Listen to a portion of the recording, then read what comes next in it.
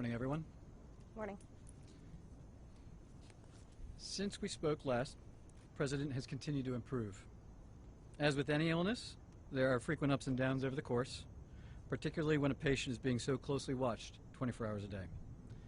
We review and debate every finding, compare it to existing science and literature, weighing the risks and benefits of every intervention, its timing, as well as any potential impacts a delay may have. Over the course of his illness, the President has experienced 2 episodes of transient drops in his oxygen saturation. We debated the reasons for this and whether we'd even intervene. It was a determination of the team, based predominantly on the timeline from the initial diagnosis, that we initiate dexamethasone. I'd like to take this opportunity now, given some speculation over the course of the illness, the last couple of days, update you on the course of his own illness. Thursday night into Friday morning when I left the bedside, the President was doing well, with only mild symptoms, and his oxygen was in the high 90s.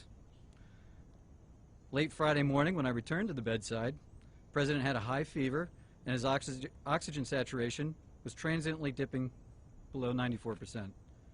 Given these 2 developments, I was concerned for possible rapid progression of the illness. I recommended the President we try some supplemental oxygen, see how he'd respond. He was fairly adamant that he didn't need it. He was not short of breath. He was tired, had the fever, and that was about it. And after about a minute, on only 2 liters, his saturation levels were back over 95%. Stayed on that for about an hour, maybe, and it was off and gone. Later that day, by the time the team here was at the bedside, the President had been up out of bed, moving about the residence with only mild symptoms. Despite this, everyone agreed the best course of action was to move to Walter Reed for a more thorough evaluation and monitoring. Now I'd like to invite up Dr. Dooley to discuss the current plan. Thank you, Dr. Conley. Before I begin a brief clinical update on the President's condition, I do want to reiterate my comments from yesterday regarding how proud I am to be a part of this multidisciplinary, multi-institutional team of clinical professionals behind me, and what an honor it is to care for the President here at Walter Reed National Military Medical Center. Regarding his clinical status, the patient continues to improve. He has remained without fever since Friday morning. His vital signs are stable. From a pulmonary standpoint, he remains on room air this morning and is not complaining of shortness of breath or other significant respiratory symptoms. He's ambulating himself, walking around the White House Medical Unit without limitation or disability. Our continued monitoring of his cardiac, liver, and kidney function demonstrates continued normal findings or improving findings. And I'll now turn it over to Dr. Garibaldi from Johns Hopkins to talk about our therapeutics and, again, our plan for the day.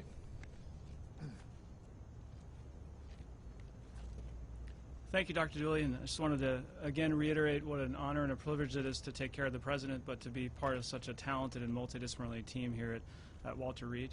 The President yesterday evening completed his 2nd dose of remdesivir. He's tolerated that infusion well. We've been monitoring for any potential side effects, and he has had none that we can tell. His liver and kidney function have remained normal, and we continue to plan to use a 5-day course of remdesivir. In response to transient low oxygen levels, as Dr. Conley has discussed, we did initiate dexamethasone therapy, and he received his 1st dose of that yesterday, and our plan is to continue that for the time being. Today he feels well. He's been up and around. Our plan for today is to have him to eat and drink, be up out of bed as much as possible, to be mobile.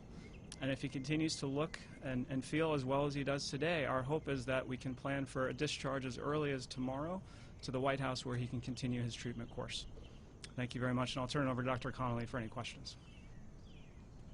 Dr. Conley? Just a moment, please. The President wanted me to share how proud he is of the group, what an honor it is for him to be receiving his care here at Walter Reed, surrounded by such incredible talent, academic leaders, department chairs, internationally renowned researchers and clinicians, including the support of Dr. Garibaldi from Johns Hopkins.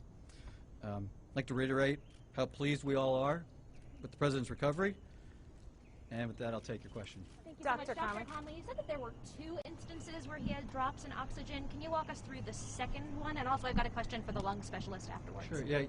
Yeah. Yesterday, there was another episode where he dropped down about 93%. He doesn't ever feel short of breath. We watched it, and it returned back up.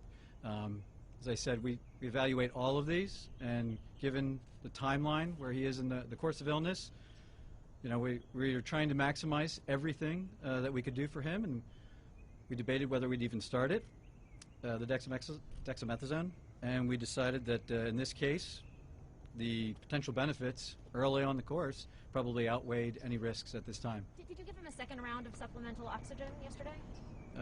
I'd have to check with the nursing staff. I don't think that if he did, it was very, very limited, but he's not on oxygen. And the only oxygen that I ordered or that we provided was that Friday morning initially. And about what time was that yesterday?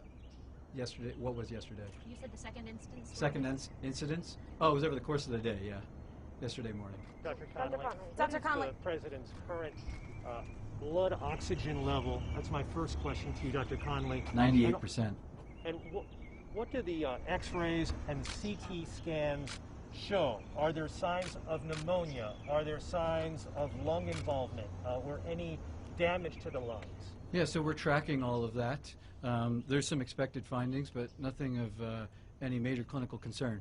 Then why start him, Dr. Conley, on the... Sorry. Dr. Conley, why... To ask if his oxygen level ever dipped below 90?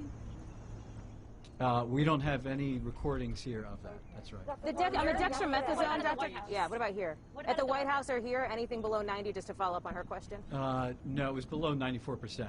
It wasn't down into the low 80s or anything. No. So, okay, so on the dexamethasone, the steroids, sir, on the lung Yesterday, function? you told us that the president was in great shape, had been in good shape and fever-free for the previous 24 hours.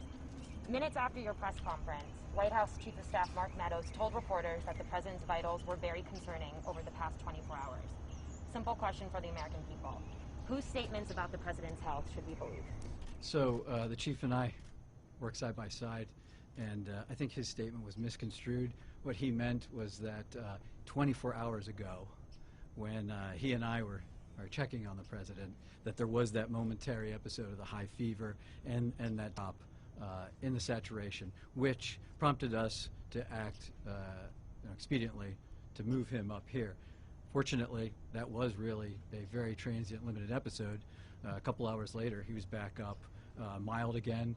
I'm not going to speculate what that limited episode was about so early in the course, but he's doing well. What are the expected findings on his lungs, and why is the president not wearing a mask in the videos and photos that have been released?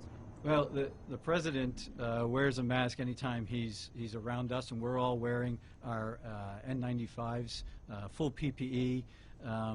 He's the patient, and when we can, when he'll move out into to public, we move him out and around other people that aren't in full PPE.